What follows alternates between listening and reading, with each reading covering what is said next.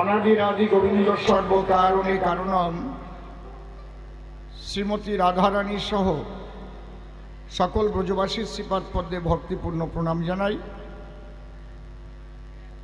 প্রেমের ঠাকুর শ্রী শ্রী চৈতন্য মহাপ্রভু,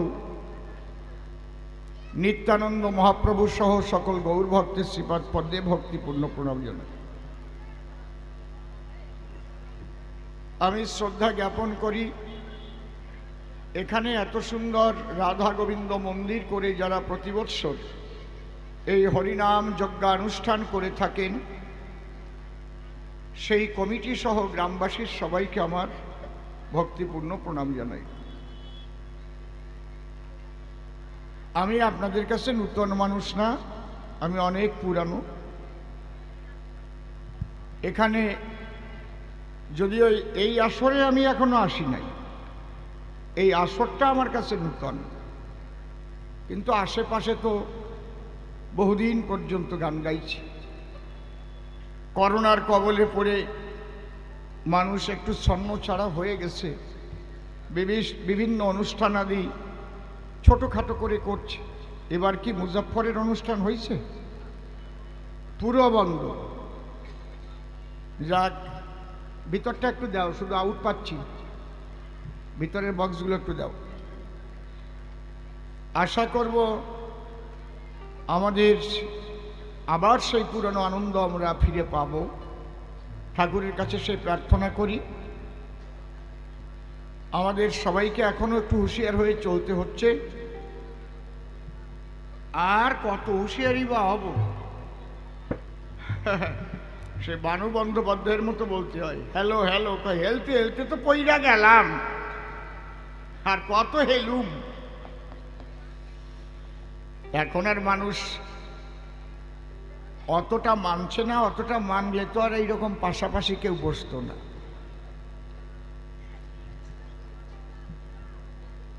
তবে করোনায় প্রাকৃতিক পরিশুদ্ধতা অনেক এসেছে।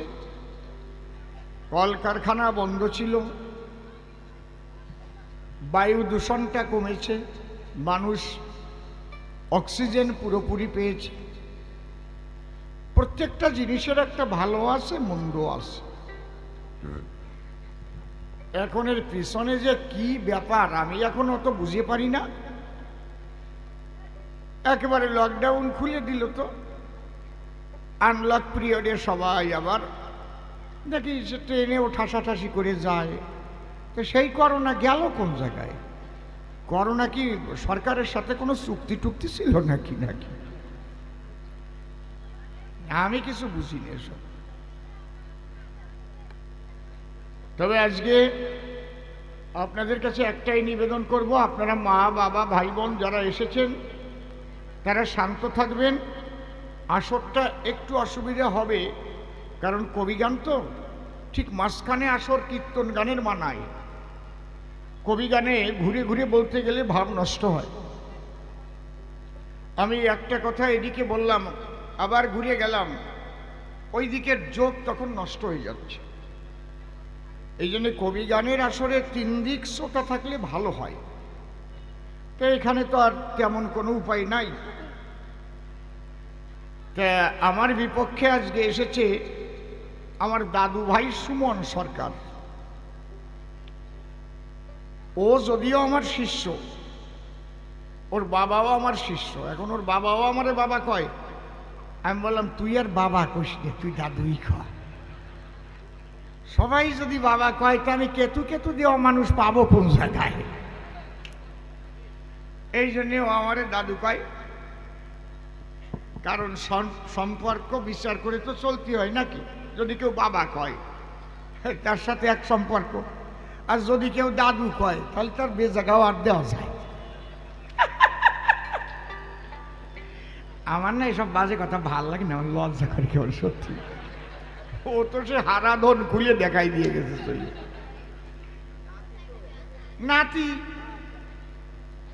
এই জন্যে ও খুলতে পারে, ওসব বলতেও পারে না। রস আছে, লঙ্কা ছোট হলেও জাল আছে। কি করেন আপনারা? কি করেন? চোট কিটা দেখেন না?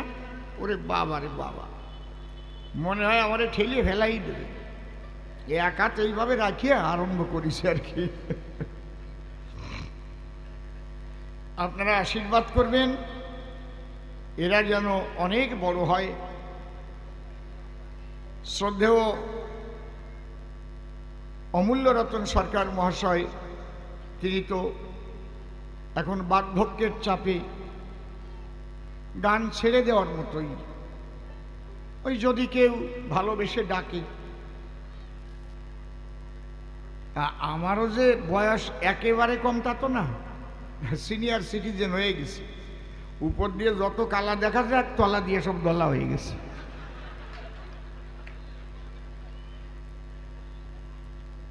এরা আপনাদের মন মতো হবে, আপনাদের গান শোনাবে, আপনাদের আশীর্বাদে পরিপুষ্ট হবে, এই আপনাদের কাছে আমার নিবেদন। তবে আজকে পালা গান্ধারী এবং শ্রীকৃষ্ণ চিকুন কালা, পালা ভালো, কিন্তু হারাধনের গল্পটা ভালো না। তুই খুব খুশি হয়েছিস না?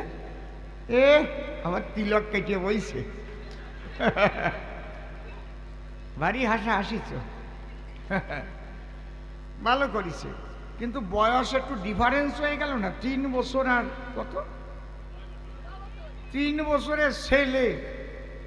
ও গামছাইবা পরে কি করে, আর গামছাইবা কি করে খোলে? অন্তত 11 বছর আর 10 বছর এরকম বললি মানায়। বয়সটা একটু ঠিক করে কইও, তাহলে গল্পটার সামঞ্জস্য হয় নাকি? 3 বছরের ছেলে বলে গামছা ভরিয়ে গেছে, কেমন একটা ব্যাপার না? ও গামছায় গিট দিতে পারে। এই জন্য যে গল্পটা বলবা বছর ঠিক করে বলবা।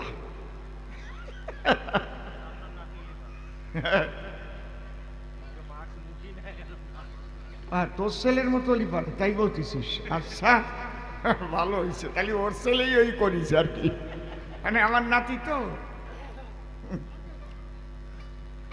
ভালো ভালো প্রশ্ন করেছে, তার জবাবও আছে। আমরা একটা ঠাকুরের নামে ধ্বনি দিয়ে নেই।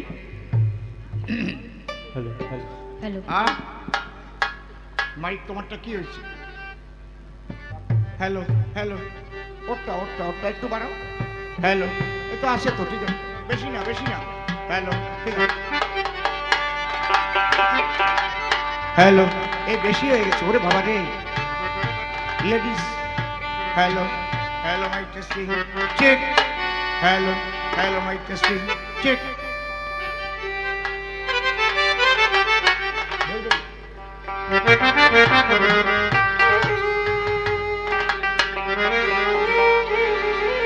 কোনটা বেশি হচ্ছে? বেশি হচ্ছে।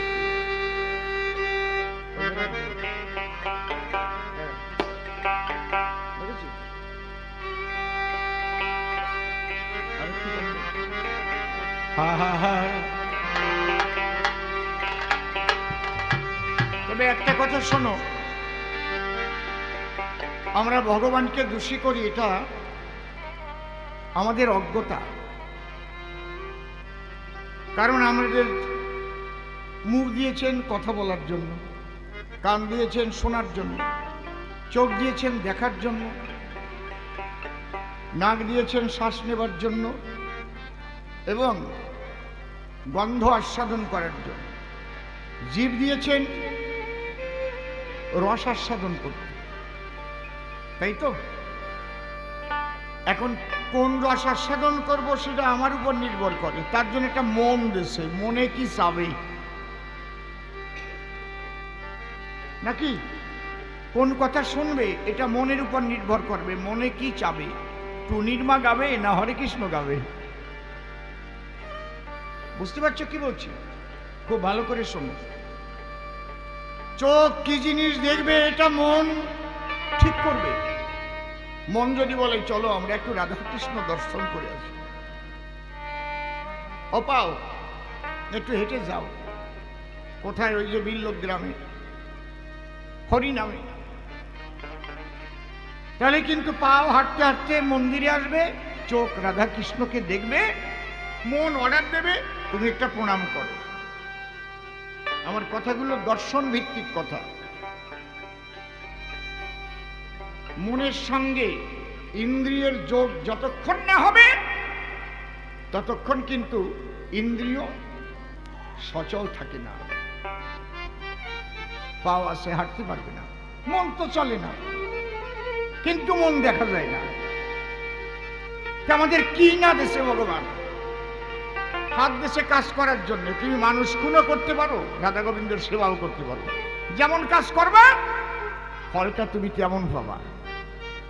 দোষ কার? বোঝা যাচ্ছে কি? তাহলে তিনি হচ্ছেন ফলদাতা।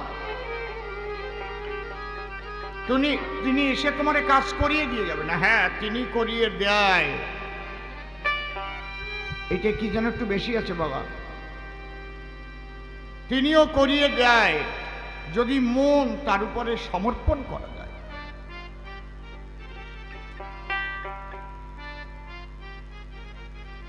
এই জন্য শাস্ত্রে লেখা আছে মন করতি পাপানি, মন পাপ করে। মন লিপ্যন্তে পাতকা মন মনা ভুক্ত নশপূর্ণ পাতকা। যদি কেউ কৃষ্ণ পদে মন সমর্পণ করে তার পাপ পূর্ণ থাকে না চলাচলে। ঠাকুর তুমি যা করাও আমি তাই করি। আমরা কয়জন সকালে উঠে প্রার্থনা করি, হে ঠাকুর আমি ভুল পথে চললে আমাকে তুমি সুপথে নিয়ে এসো প্রভু, কারণ আমি তো সব বুঝি না। আমি কুকথা বলতে গেলে হে প্রভু তোমার চরণ তলে আমার মন সমর্পণ করলাম, সেখান থেকে আমাকে তুমি ফিরিয়ে দিও। প্রার্থনা করি কি না নিজের মতো কাজ করি? কন আপনারা কন, কয়জন আছে কাজ করবা নিজে বুঝিয়ে সুঝিয়ে আর দোষ দেবা ভগবানের? হাজলেনি পাইছো না? আমার ছেলে মারলে কেন, তোমার ছেলে মারলো কেন, জবাব দাও। জন্মানোর সময় ঠিক পাও নাই যে কিভাবে জন্মাইছিলে? পেটের থেকে গুটোয় গুটোয় বের করেছিলে কেন? যে আগে জন্ম যদি না হয় তাহলে পাণ্ডুর ছেলে যদি সিংহাসন পায়।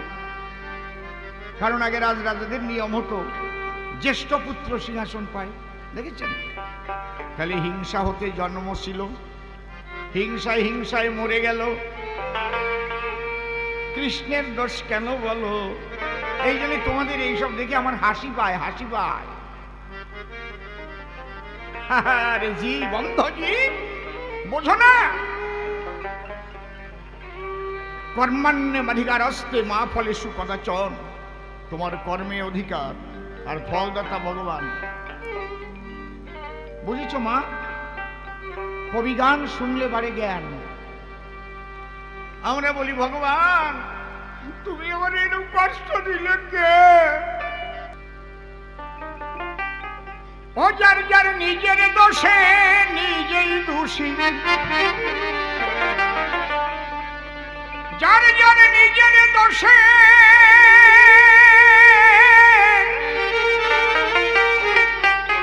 যার যার নিজের দোষে সেই দোষী। দোষী নহে ভগবান, ভগবান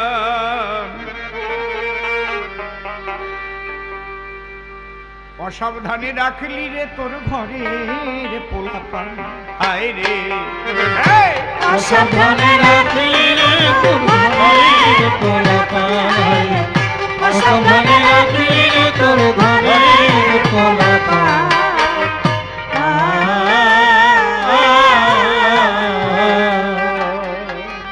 একটা রাষ্ট্রের শয়তানদের জন্য যেমন ক্ষতি হয়, যেমন দেহ রাষ্ট্রের মধ্যেও শয়তানদের জন্য ক্ষতি হয়। দেহ রাষ্ট্রের মধ্যে শয়তান কারা? 6 জন। কাম, ক্রোধ, লোভ, মোহ, মদ, মাৎসর্য। এরা কার ছেলে? কুমতির ছেলে।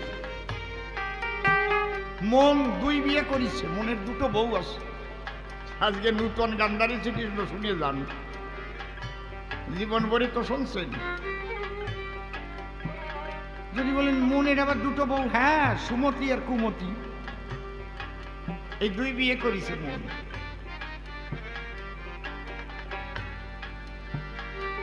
কুমতির 6টা সন্তান, কাম, ক্রোধ, লোভ, মোহ, মদ, মাৎসর্য। আর সুমতির সন্তানের নাম কি জানেন? জ্ঞান, বিবেক, বৈরাগ্য, আর একটা মেয়ে, তার নাম ভক্তি। হরি বল, হরি বল। আহা, যখন সুমতি মনকে বলে, শুনছো, তোমার কাম ছেলের কথা শুনে এই অপকর্ম করতে যেও না, তোমার লোভ ছেলেটার কথা শুনে এই অপকর্ম করতে যেও না, ভবিষ্যৎ খারাপ হবে। সুমতি বলে, তোমার বিবেক পুত্রের কথা শোনো, ওই দেখো বিবেক দাঁড়িয়ে আছে, তখন ঝাড়ি মারে ফেলে দেয়। কুমতি যাইয়া ওই 6 ছেলে নিয়ে সামনে দাঁড়ায়, তোর ঠ্যাঙা হবে না কপালে, তুই আমার স্বামীকে ছাড়। তখন মনের গাড় ধরিয়ে কুকাজ করায়, লোভের বশীভূত হয়। লাখ লাখ কোটি কোটি টাকা আছে, তবু পরের টাকা মারিয়ে খায়। দেশের ব্যাংকে না রাখতে পারলে বিদেশের ব্যাংকে পাঠায়। প্রায়টা কত, তোমার শোয়ার জন্য কতটুকু জায়গা লাগে, খাবার জন্য কয় কেজি চাল লাগে ডেলি, কতটুকু লাগে? তাহলে মানুষের টাকা মারো কেন? রেশনের চাল চুরি হয় কেন? ওই যে কুমতি, ওই যে মন, বুঝতে পারছেন ব্যাপারটা কি বলছে? কায়দা আছে, ও মন রে কয় এই কায়দায় করতে হবে, চলো চলো। আর মন সেই দিকে যায়, সিট পান খুলবে, তারপরে সিবিআই ধরবে, তারপরে জেলের মধ্যে বাদুর শোষা মেরাটি হয়ে যাবে।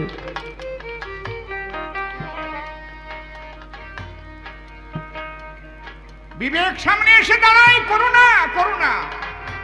বিবেক খুব কড়া, ওই ছেলেটা কোন সময় ও কুকর্মের সায় দেয় না। বিবেক দাঁড়ায় বলে, করুণা, আমি একদম দর্শন ভিত্তিক কথা বলছি, ফিলোসফির কথা বলছি, আমি দেখাই দেব, আমার কথা দেখা যাবে। আপনি পথ দিয়ে হেঁটে যাচ্ছেন, দেখলেন একটা 2.5-3 বছরের ছেলেকে তার মা খুব পিটাচ্ছে, ছেলেটা বিষের মতো দাপাচ্ছে। পাশে এক মহিলাকে জিজ্ঞেস করলেন, অমা ওই ছেলেটা কার? বাবা, মাইকে আউট সাউন্ড হলে সেটা তুমি একটু লক্ষ্য রাখো, আউটের সাউন্ড হলে কেউ কেউ করে উঠলে, তোমার ভালো মাইক, নিঃসন্দেহে ভালো মাইক, একটু লক্ষ্য রাখো, শুধু একটু বুদ্ধি করে চালাও, ঠিক হয়ে যাবে। আগের চাইতে অনেক পরিবর্তন হচ্ছে। গাবড়া বানা, অসীম সরকার গান গাচ্ছে বলে ও গাবড়া বানা, তুমি ছাড়া আমি চলতেই পারি না। এই জন্য তোমার একটা প্রণাম জানাই।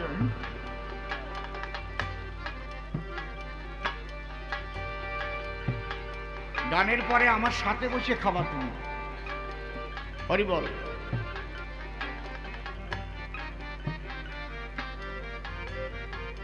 কারণ গান ভালো মন্দ নির্ভর করে মাইকের উপর, সবচাইতে মাইক ম্যানের উপর। অনেক সময় খারাপ মেশিন হলেও মাইক ম্যানের আইডিয়া যদি ভালো থাকে, ওইটা দিয়েই কায়দা করে চালাইয়ে সুন্দর অনুষ্ঠান করাই দিতে পারে, ঠিক না? ঠিক বলছি তো নাকি? এই জন্য কোনো শিল্পীর মাইক ম্যানকে রাগাতে নেই। মাইক ম্যান সে ভাববে আমার নিজের লোক গান গাচ্ছে, একেবারে আপন মানুষ, আমরা একেবারে মাখামাখি। হরি বল। এই হাসি খুশি বিবেক কি জিনিস দেখাই দিয়ে যাচ্ছে আপনাদের। ওই বউটার কাছে জিজ্ঞেস করলেন, ওই বাচ্চাটাকে মারে কেন মারে?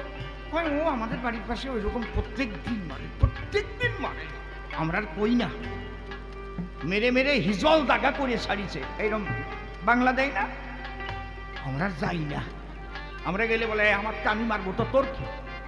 আমার পেটে হয়েছে না তোর পেটে হয়েছে, এই না এর শুনি, সে বাংলা দেয় কি? আমরা যাই না। ওই লোকটা, আপনি কিন্তু আর কিছু বললেন না, কিন্তু বিবেক সে না বলে ছাড়লো না, নীরব ভাবে বলতে বলতে গেল কি ভিতরের থেকে, নিজের ছেলে হলেও ওইভাবে মারা উচিত না। বলে না বিবেকে? কি বলেন আপনারা, কি বলেন? সত্যি কথা কন, এর ভবিষ্যৎ ভালো হবে না। কত কথা কয়, মাতৃ মাতৃ ভয় ভেঙে যাবে।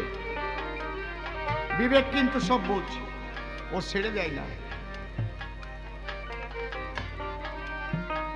ওই বিবেকের ভিতরেই তিনি নাড়াচাড়া দেন সবাইকে।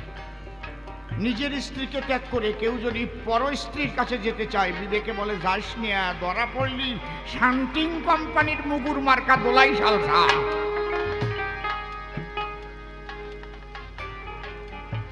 এই জন্য অন্ধকার খোঁজে, আলোতে যাওয়া যায় না, অমাবস্যা রাত খোঁজে, ঠিকই না নাকি? এক পরামানিকির দ্বারে একজন আসে, এসে কয় দাদা একটু চুল কেটে দাও। 13 জন রয়েছে, 13 জনের পরে কতক্ষণ লাগবে? তাও ঘন্টা 2 কম না। ঠিক আছে। ওই যে চলে যায় আর আসে না। এরকম 4-5 দিন করেছে, বুঝতে পারছে? আজকে যখন চলে গেছে, পরামানিকের যে অ্যাসিস্ট্যান্ট, তার মনে একটু সন্দেহ হয়েছে। কয় ও দাদা কি চুল তো কাটাচ্ছে না। আসে আর শোনে কয়জন আছে, 13 জন 17 জন লাইনে আছে আর চলে যায়। এর মধ্যে ডালমে কুচ কালা হয়। পরামানিক কয় কি ডালমে কুচ কালা হয়, কি হবে? ও চুল কাটায় না, কাটায় না। কয় তুমি কেবল তো গেল, মিনিট 10 পরে তুমি একটু বাড়ি যাও তো। ও মশাই, ও বাড়ি যেয়ে দেখে ওর বউ নিয়ে শুয়ে রয়েছে। সে শালা, তুই চুল কাটাতে যাস আর খবর নিস যে কয় ঘন্টা লাগবে, সেই কয় ঘন্টা আমার বোনটারে থাকিস। কত বড় শয়তান যে ভিড় আছে কেমন কায়দা আছে। শয়তানরা এইভাবে শয়তানি করে। সেই শয়তানরা আছে আমার দেহের ভিতরে, সবার দেহের ভিতরে। ধর্ম কথা শুধু হিন্দুদের জন্য নয়, শুধু মুসলমানের জন্য নয়, বিশ্ব মানবের কল্যাণের জন্য ধর্ম কথা হয়। যে ধর্ম কথায় গণ্ডিবদ্ধ চিন্তাধারা শিখায়, সে ধর্মের দ্বারাই বিশ্ব মানবের কল্যাণ হতে পারে না।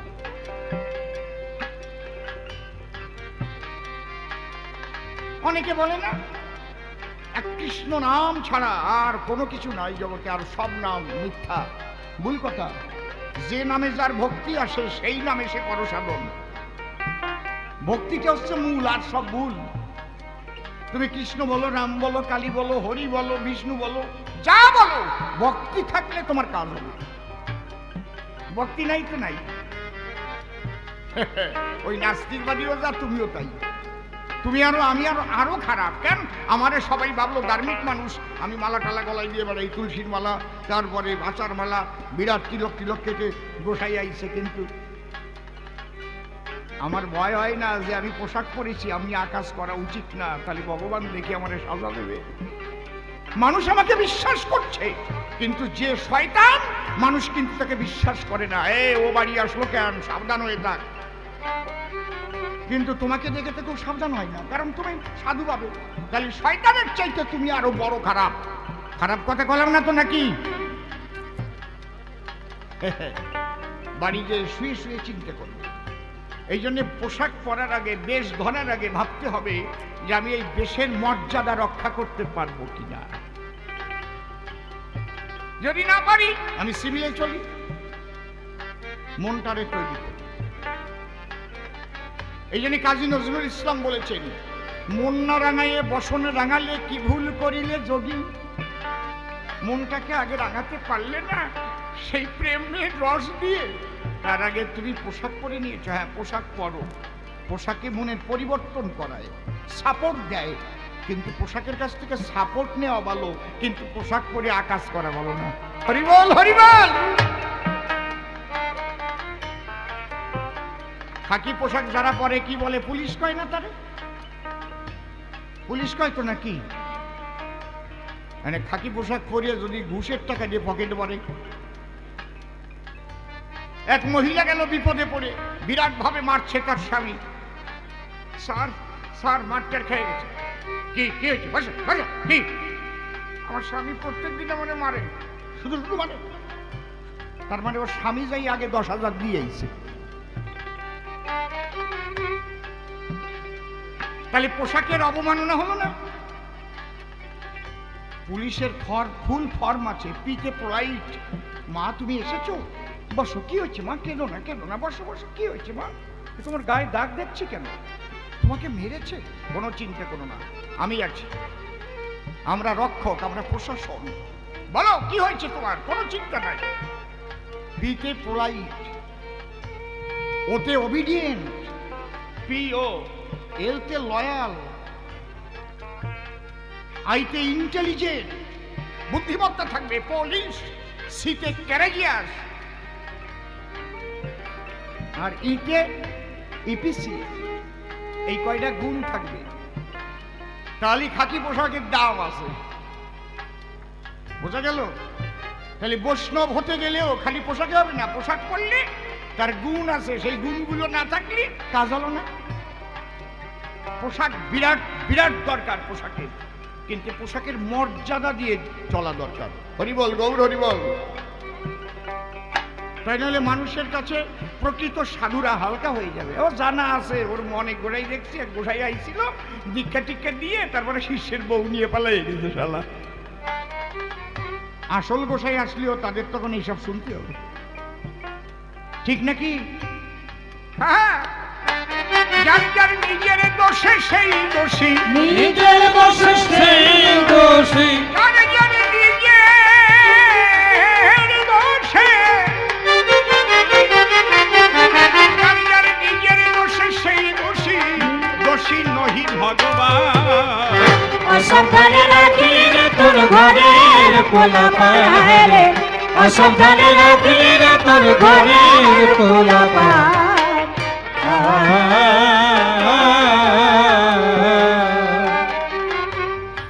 ছয়টি ছেলে আছে রে তোর বড়ই বেয়াক্কেল, যাতে হয় ঘরের সর্বনাশ, তাতেই বেশি মেল। ও তাতেই বেশি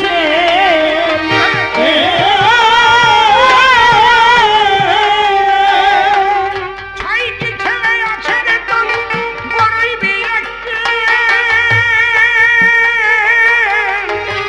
যাতে হয় ঘরের সর্বনাশ, তাতেই বেশি মেল। ও তাতেই বেশি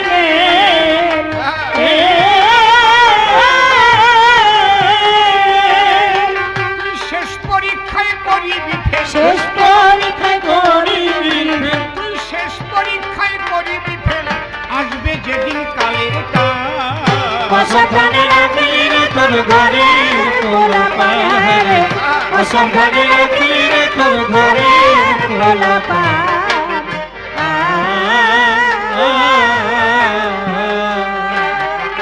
তোর বড় ছেলে চঞ্চল বেশি, অঞ্চলে তার নাম, সকল গর্ব খর্ব করে, নামটি তাহার কাম। নামটি তাহার কাম।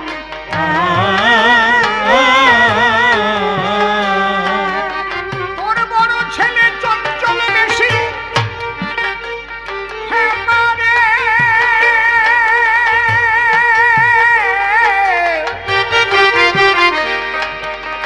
অঞ্চলে তার নাম,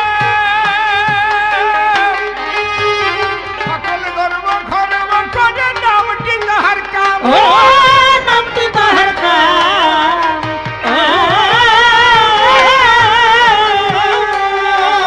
সে সর্বনাশা তাই জানিলাম, সর্বনাশা তাই জানিলাম, সর্বনাশা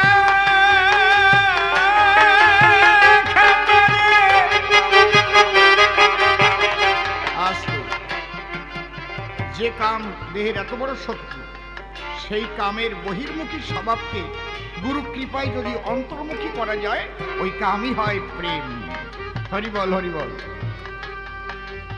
কামই কিন্তু দেহের রাজা। যার যে কাম নাই তার যে কি সাজা। বউ তো টেকবেই না, বিয়েই করতে পারবে না, তার ইহকালেরও সুখ নাই, পরকালেরও সুখ নাই।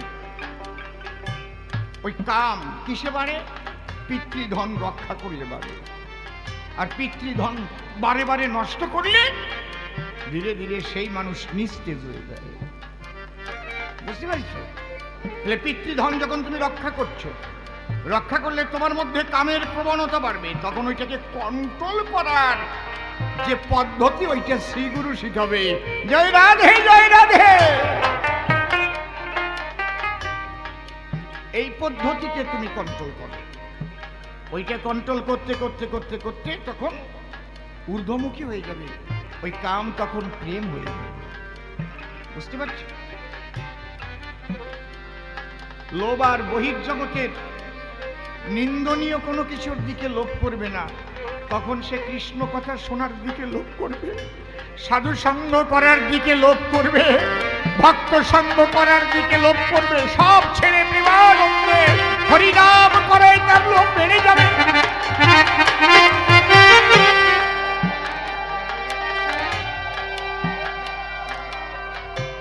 ক্রোধ যখন গুরু কৃপায় অন্তর্মুখী হবে, অনুরাগ বাড়াবে।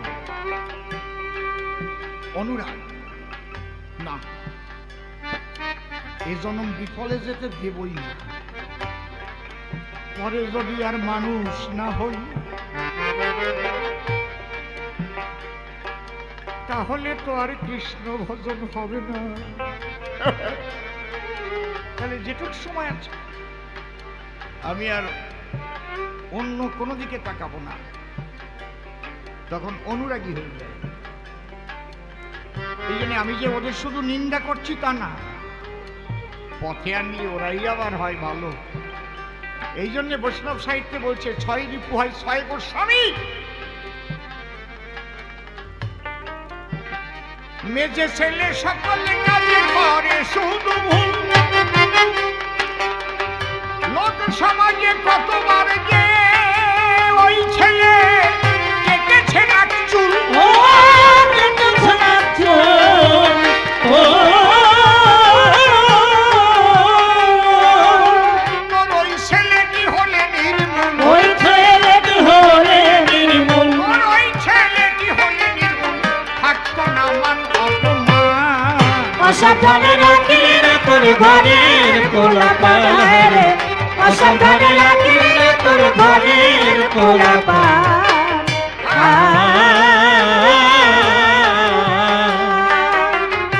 লোভ মোহ আর দুইটি ছেলে মনার মাৎসর্য, পাড়ার লোকে বলে ওদের স্বভাব কদর্য। ও স্বভাব কদর্য, ও লোভ মোহ আর দুইটি ছেলে মনার মাৎসর্য, পাড়ার লোকে বলে ওদের স্বভাব কদর্য। ও স্বভাব কদর্য, ও অধম সিম্বলে ধরে ধৈর্য, অসীম বলে ধরে ধৈর্য, অধম সিম্বলে ধরে ধৈর্য, সাধন করো সমাধান। অসাবধানে রাখিলে তোর ঘরের কোলাপান, অসাবধানে রাখিলে তোর ঘরের কোলাপান।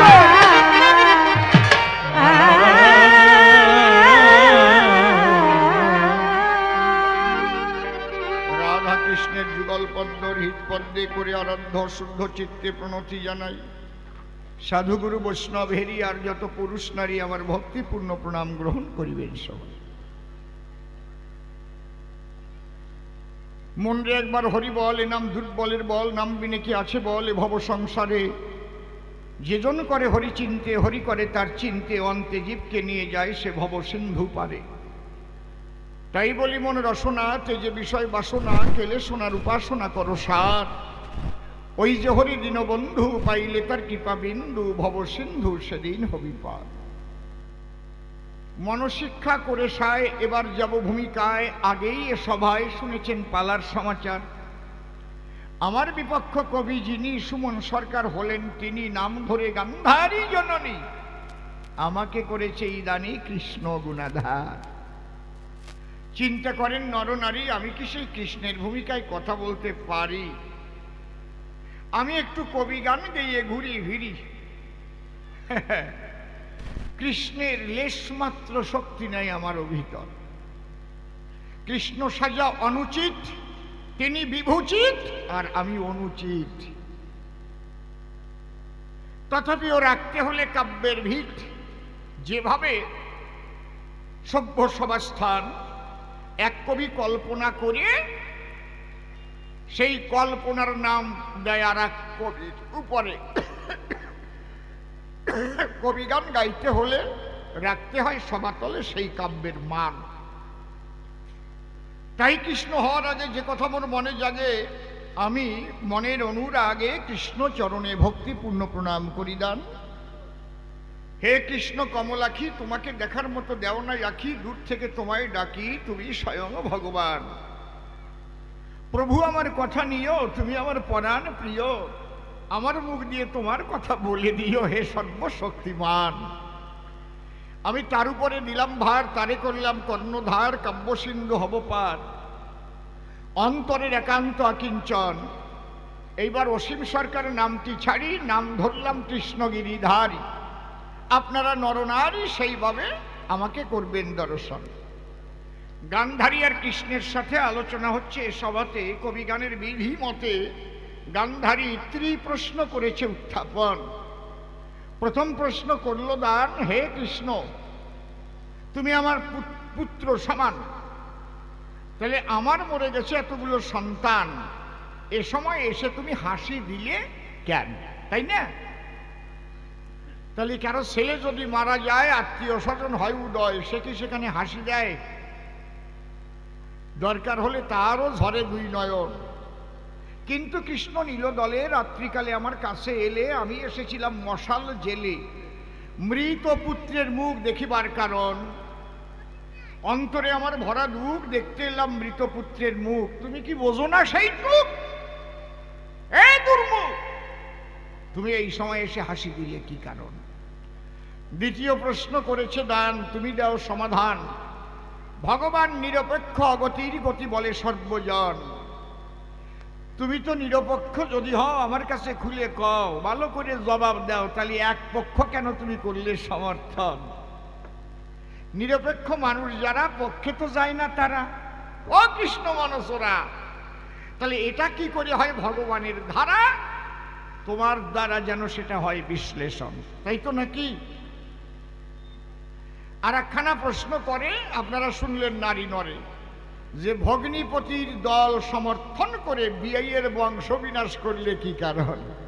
ধরো আমার কথা ধরো, বিয়াই বড় না ভগ্নিপতি বড়, সেইটা একটু ব্যাখ্যা করো, শুনবে ভক্তগণ, এই তো নাকি?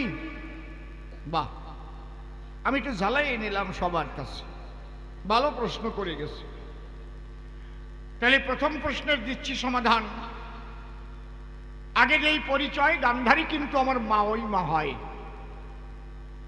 আমি তার পুত্রা মানে পুত্রের সমান। এই জন্যে করজোড়ে ভক্তি ভরে দাঁড়াইয়া সভা পরে তার শ্রীপাদ পদ্মে একটা প্রণাম করি দান। শোনো তুমি মাওই মাতা, এবার তোমার প্রাণে পুত্র শোকের ব্যথা। তুমি বলতে পারো আমাকে অনেক কথা, কিন্তু আমি শ্রীকৃষ্ণ যে এসেছি তোমার ঠাই, তুমি আমাকে আজ বুঝেছো ভুল, তুমি বোঝো নাই এই হাসির মূলত কিন্তু আমি হাসি নাই। আমি যখন তোমার পাশে আসি, এই সময় আমিও শুনেছি একটা খিলখিল হাসি। তোমার বেড়ে উঠেছে দুঃখ রাশি, কেন? এই কৃষ্ণ কালো শশী, সেই বুঝি দিল হাসি। এটা ভ্রান্ত ধারণা ছাড়া অন্য কিছু নয়। এখন প্রশ্ন করতে পারো আমারে, তাহলে তুমি এসে আমার ধারে না হাসিলে পরে হাসলো কে, তাই বলো ব্যাখ্যা করি। ওটাও আমি বুঝেছি। কে হেসেছে জানো? শোনো, হেসেছে মহাকাল। কারণ কি?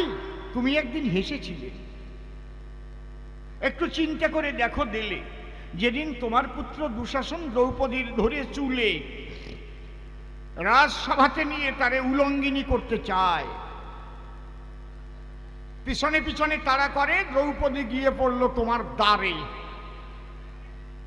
আবেদন করেছিল তোমার ধারে, শাশুড়ি মাতা রক্ষা করো আমার। কি বলবো তোমায় আমি, আমার রক্ষক যে আমার পঞ্চস্বামী।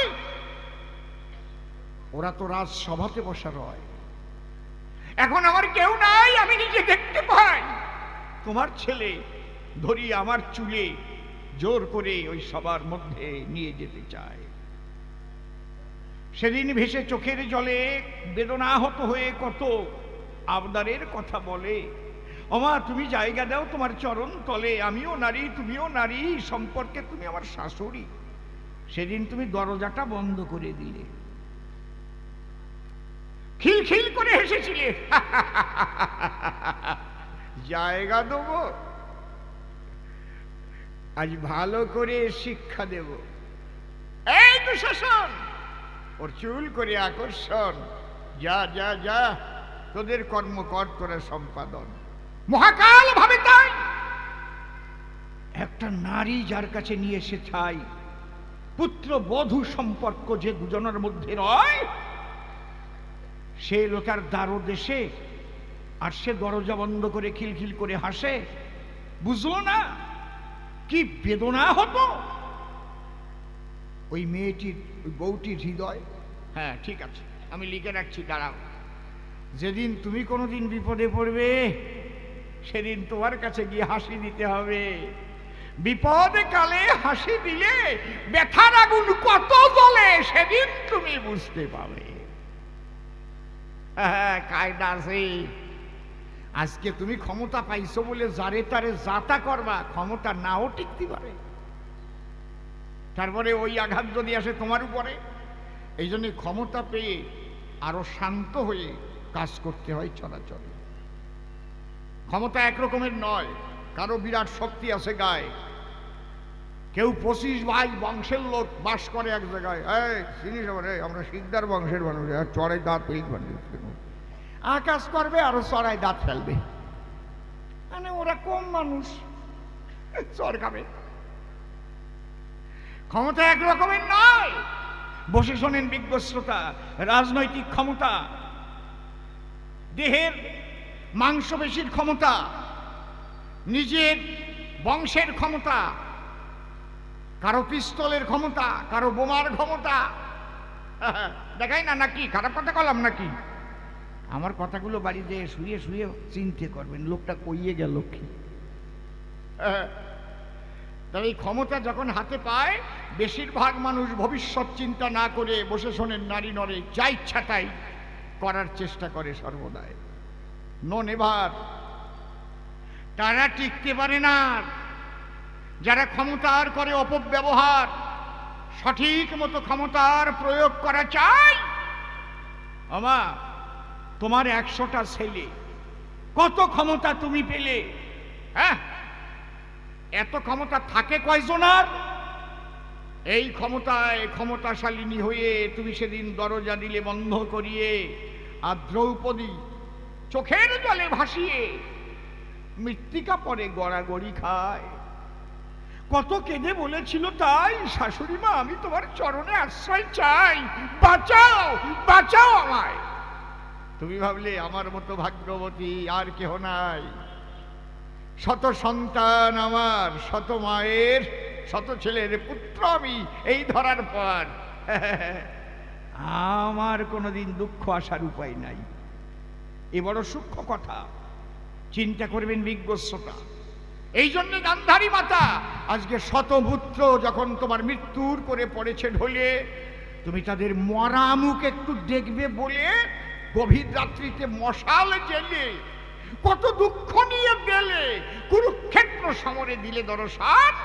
আমি তোমার একটু সান্ত্বনা দিতে আসি, এই টাইমে মহাকাল দিয়েছে খিলখিল করে হাসি, তুমি দোষ দিচ্ছ আমার গায়ে।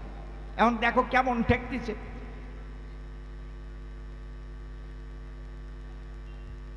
কবি গান শুনলে পরে তার একটা কথা যদিও মানুষ নিয়ে যায় ধরে, তার জীবনের পরিবর্তন হয়ে যেতে পারে। কারণ অহংকারে কাউকে ব্যথা দেওয়া উচিত নয়। ভিখারির অভিশাপে একটা সোনার সংসার চূর্ণ হয়ে যাওয়ার আছে ভয়, যদি সে অন্তরাত্মায় ব্যথা পেয়ে চলে যায়। এরকম ঘটনা আছে, আমি জানি যে লোকটা ছাইতে হাত দিলে শোনা হতো, এক ভিখারির পরমাত্মাকে করে চা হতো, সে বেদনাহত হয়ে বাইরে গিয়ে ঈশ্বরের কাছে চোখের জল দিয়ে বলেছিল, ঠাকুর ক্ষুধার সময় আমি এসেছিলাম এই ধনাঢ্য ব্যক্তির দ্বারে, 3 দিন না খেয়ে আমি বেড়াচ্ছি ঘুরে, শুধু এক মুঠ খাবার তরে ও আমাকে ঘাড় ধরে বাড়ি থেকে বের করে দেয়, ঢুকলি কেন, বেরো বেরো। মুখে দুটো মারল চর, হে গোবিন্দ আমি বিচার দিলাম তোমার পর, কোনো একদিন যেন খাদ্যের জন্য ধুক ধুক করে উদর, খিদার সময় খাদ্য না পেলে মানুষের কি অবস্থা হয়, এ যেন নিজে তা বুঝতে পারে প্রভু তোমার বিচারের দ্বারায়। যাবা কোন জায়গা, কইয়ে চলে গেছে তুমি তা জানো না, বাঙন লাগতে আরম্ভ করছে। বড় ছেলে যাইয়ে তারে কিনে দেশ, ওই ড্যাপ ড্যাপ করে চলে কি যেন একটা বলে চিৎকার কইয়ে পড়িয়ে রয়েছে, ট্যাং টং বানিয়ে পাশার মধ্যে ঢুকে গেছে। ওই ছাতা নিয়ে কলকাতা দৌড়দৌড়ি করতে করতে 25 লাখ খরচ হয়ে গেছে, ছেলের ছাতা বড়িয়ে গেছে। যেটা হাত দেবে সেইটাই নষ্ট হবে। এই জন্য চরণ ধরে করিমানা, কেউ ক্ষমতা হাতে পেয়ে অবিচার করবেন না, ক্ষমতার অপব্যবহার করতে যাবেন না। ক্ষমতা চিরকাল থাকে না, থাকে না, থাকে না। ওমা গান্ধারী, আমি বলি তোমায় প্রকাশ করি, আজকে তোমার পুত্র শোকে নেত্রবাড়ি ঝরে অবিরাম, আমি এসেছিলাম তোমার ধারে তোমাকে একটু সান্ত্বনা দেবার তরে, তা এখন তোমার কাছে এসে একটু বদনাম কিনে নিয়ে গেলাম। ওরে আমার ব্যাপারটা কি হয়েছে জানেন, মানে আমিও যখন এসেছি কালো শশী, ওই টাইমে দেশে হাসি। এখন গান্ধারী ভেবে বসেছে, ও তার পিছন দিকের তাকায় দেখে নাই, ভাবছে হাসিতেছে কৃষ্ণ কালো শশী, একে বলে কাকতালীয়, কাকতালীয় ব্যাপার। কাকতালীয় বোঝেন তো, বোঝেন না? দেখবেন গাছে যখন তাল থাকে, তাল যখন পুরোপুরি যায় পেকে, ওই তালটিকে ধরে রাখবার মতো ক্ষমতা ওই বোটার থাকে না সেই সময়। আপনারা দেখেছেন জ্ঞানী দলে ওই বোটা হতে তালটা আস্তে খুলে পড়ে যায় মাটির পর, পড়ে না? তালটা একেবারে পেকে গেছে, একেবারে আর 2 সেকেন্ডের মধ্যে পড়ে যাবে। এই টাইমে একটা কাক আসে ওই তালটার উপর বসিছে, অমনি খোসা খসিছে, বোটা খসিয়ে পড়ে গেছে। কাক ভাবতেছে, শালা আমার গায়ে কি বল হয়েছে, তাল ফেলাই দিছি। আমার কাছে বলুন দেখি, কাকের গায়ে বলে তাল পড়ে নাকি? একটা কাক পাখি, হ্যাঁ, তালের বোটা একটা মানুষ ওটা নিয়ে খসাতে পারবে না, কাঁচা তালে পারবে? একে বলে কাকতালীয়। আমার কথা শুনে নিও, আমিও আসে দাঁড়াইছি, এই সময় হাসি গেছে, আমার উপর দোষ পড়েছে। কায়দা আছে, এসব হারাদম দিয়ে বোঝা যাবে না, বুঝতে গেলে একটু জ্ঞান দরকার আছে। আমি যতভাবে বুঝাই না কেন, ওমা মাগো তুমি শোনো, আমি জানি যে আমার উপরে তুমি দোষ চাপাবাই চাপাবা, কারণ কারো উপরে যদি একবার দোষ মনে ধরিয়ে যায়, সে ভালো কাজ করলেও দোষ হয়, ঠিক কিনা? একজন হাটে গেলি মারামারি হলি মার খায়। আজকে যাই নাই হাটে, ওর একটু জ্বর জ্বর শুয়ে পড়িছে খাটে, আজকেও হাটে মারামারি হয়েছে। পাশের একটা বউ গিয়ে ওর ভাই বোর কাছে বলতেছে, ও দিদি কি আজকে তো শুনলাম হাটে খুব মারামারি হয়েছে। তাহলে আমার বাসুর মাইর খাইছে, যাই নাই হাটে। না না, তোর বাসুর যে সকালে শোয়া দেখলাম ঘরের মধ্যে খাটে, আমি যখন যাই ঘাটে জালনা দিয়ে তাকাই দেখলাম ওই খাটে।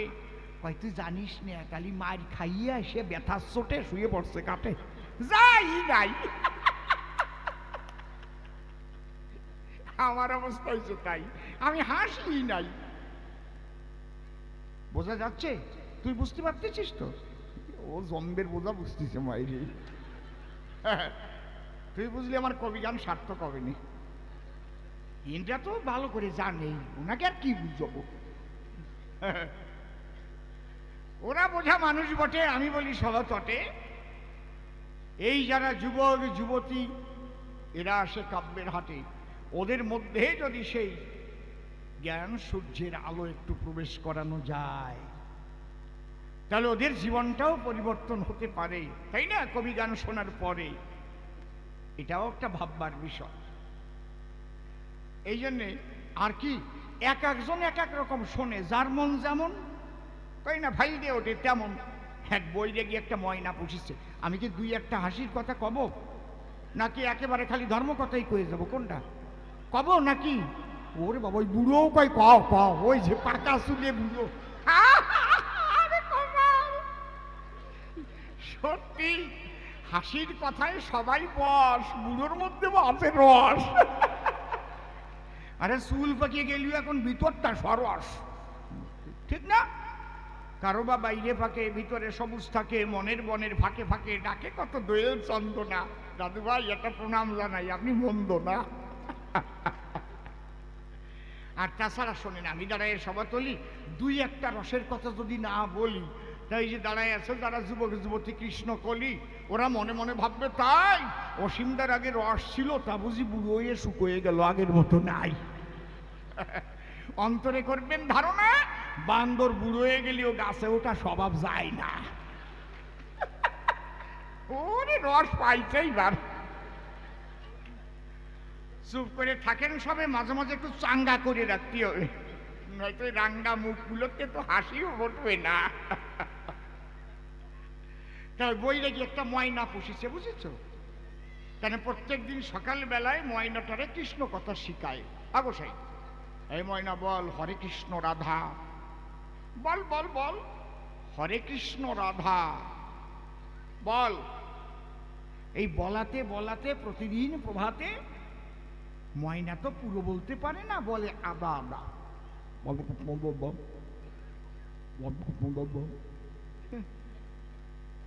বৈরাগীর খুব আনন্দ হয়, আমার ময়না কৃষ্ণ কথা কয়।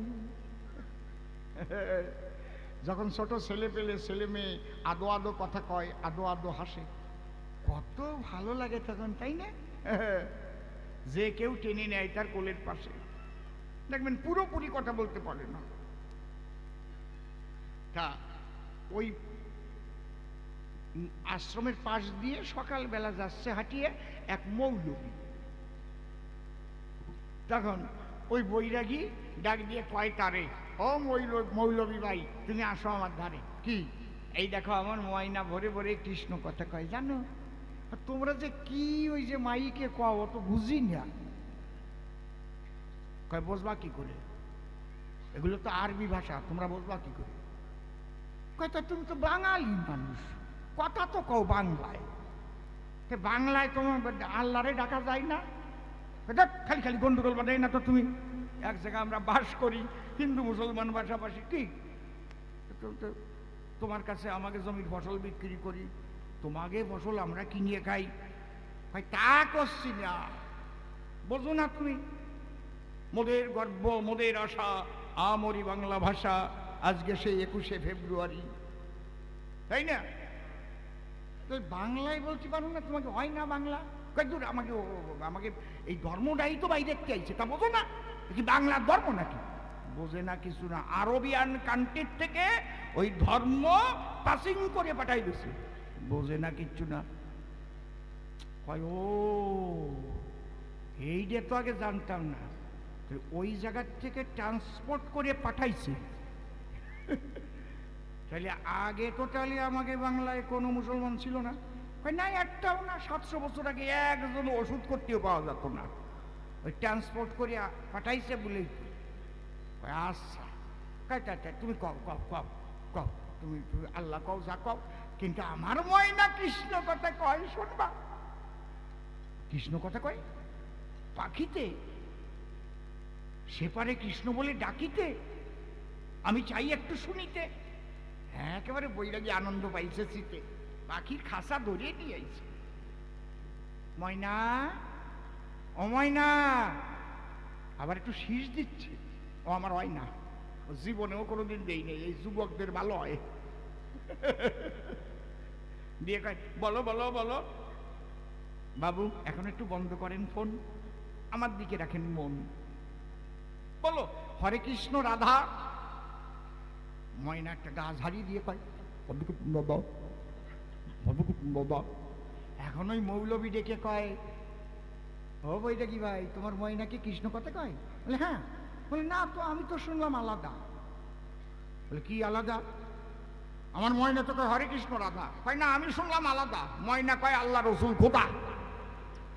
বই রেগি জ্বলিয়ে উঠেছে, দাঁত খুলিয়ে ফেলবো একদম। হ্যাঁ বলো কি? আমার ময়না পাখি হরে কৃষ্ণ রাধা বলে উঠে ডাকি, আর তুমি বলছো আল্লাহ রসুল খোদা কয় নাকি?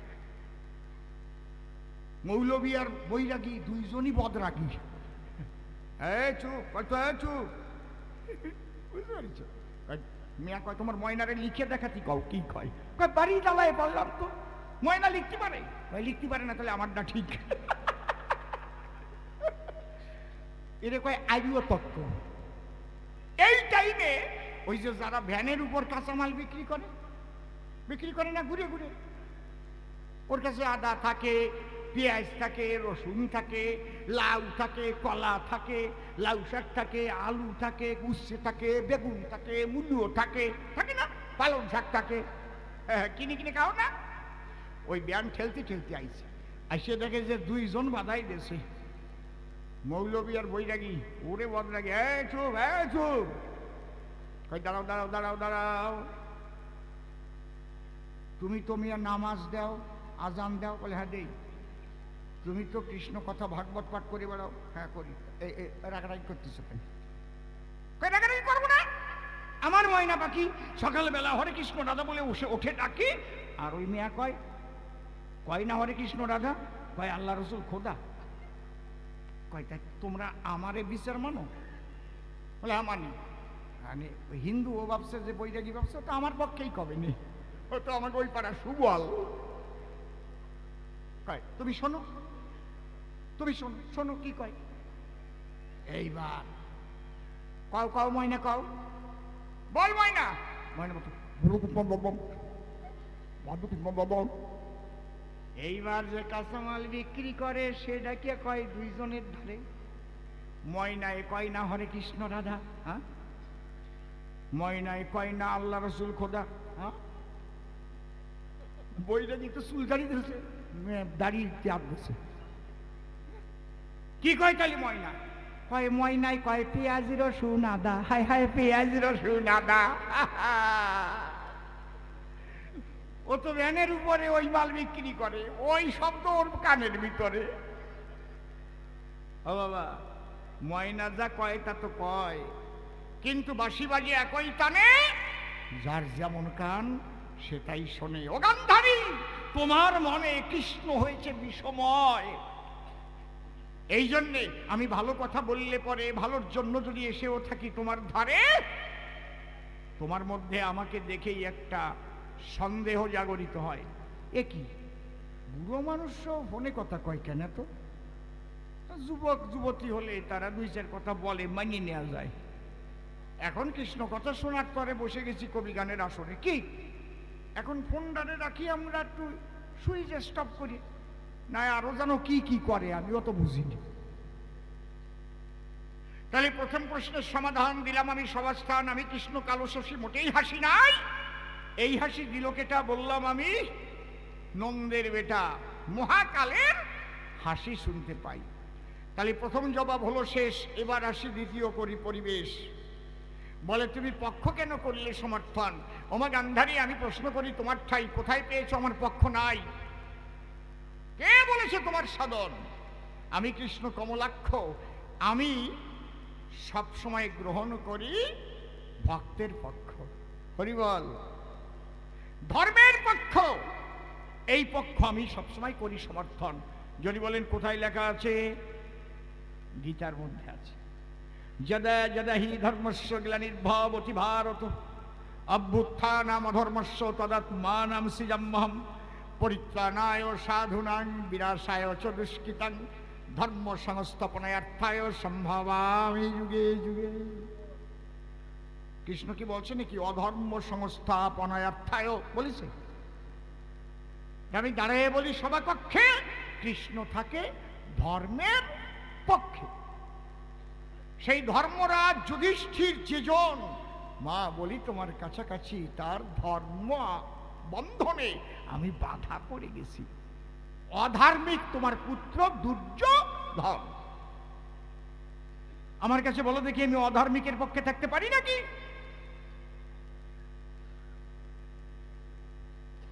যুদ্ধ হবে দেখি, আমাকে ডাকি, পঞ্চ পাণ্ডব মিলে একত্রিত অবস্থায়। শোনেন কথাটা, শোনেন। আরো অনেক সেনারা ছিল, যুধিষ্ঠির সহ বিভিন্ন জনে বিভিন্ন কথা বলতে লাগলো। বাবা আমার কথাগুলো শোনেন, ভবিষ্যতে ভালো হবে।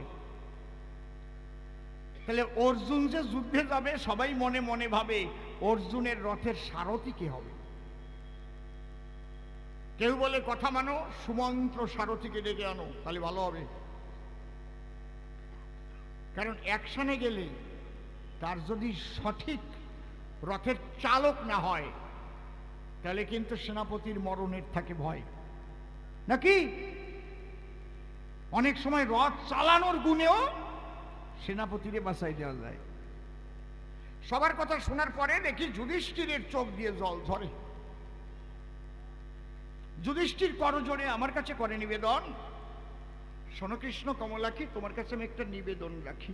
আমার বাবা পাণ্ডুর যেদিন ঘটলো মরণ, খুলে বলি তোমার পুরো ভাগে মরে যাওয়ার কিছুক্ষণ আগে আমার চার ভাইয়ের হাত ধরিয়ে রেখে আমার হাতের উপরে বাবা বলেছিল তখন, যুধিষ্ঠির বাবা, আমার তো আমার সময় নাই,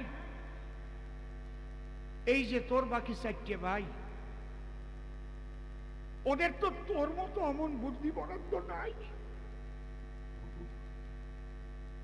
আমার কাছে বল দেখি, তুই যা বুঝিস ওরা তা বোঝে নাকি? এতদিন আমি ছিলাম, ওদের কত ভাবে বুদ্ধি দিয়ে দিয়ে এদিক থেকে ওদিক থেকে ফিরাই আনলাম, কিন্তু আমার হয়েছে চলে যাওয়ার সময়। বাবা এই জগতে জন্ম নিলে